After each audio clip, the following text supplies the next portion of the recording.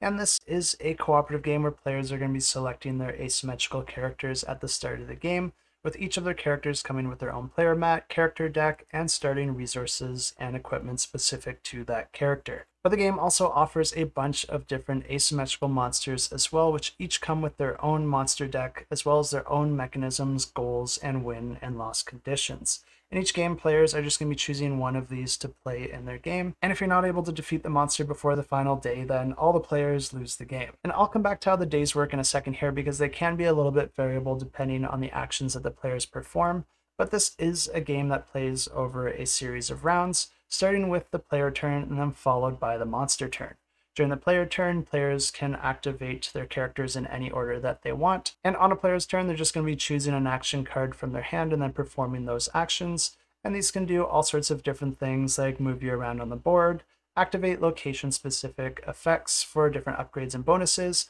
or even attack enemies or scarabs that are on your current location. And one thing to note here is that no matter which monster you play with, there is always scarabs that can spawn in the different areas of the board, and anytime that a player lands on a location with a scarab, they have to stop their movement immediately, and they can't move until they defeat that scarab. But in addition to these actions, players can also activate any special abilities that they're able to on their turn, because each character is going to come with its own character-specific abilities that will be activated in certain situations, but players can also acquire different companion cards throughout the game, adding more special abilities to their arsenal. But a really interesting aspect when it comes to playing your action cards is that anytime that you play one, you're going to have to assign it to an empty slot above your player board. And this is where the days come into play, because each of these slots is going to be associated with a different time of day. And whenever you place a card in one of those slots, it means that you're going to have to rotate the center wheel so that the time of day matches the slot that you put that card in. And rotating this ring is actually going to do a few different things, because different spots on the ring can be open or closed, which means that if you rotate it, it could close off or open up different regions of the board. And whenever that ring makes a full rotation around, that's going to trigger the start of a new day,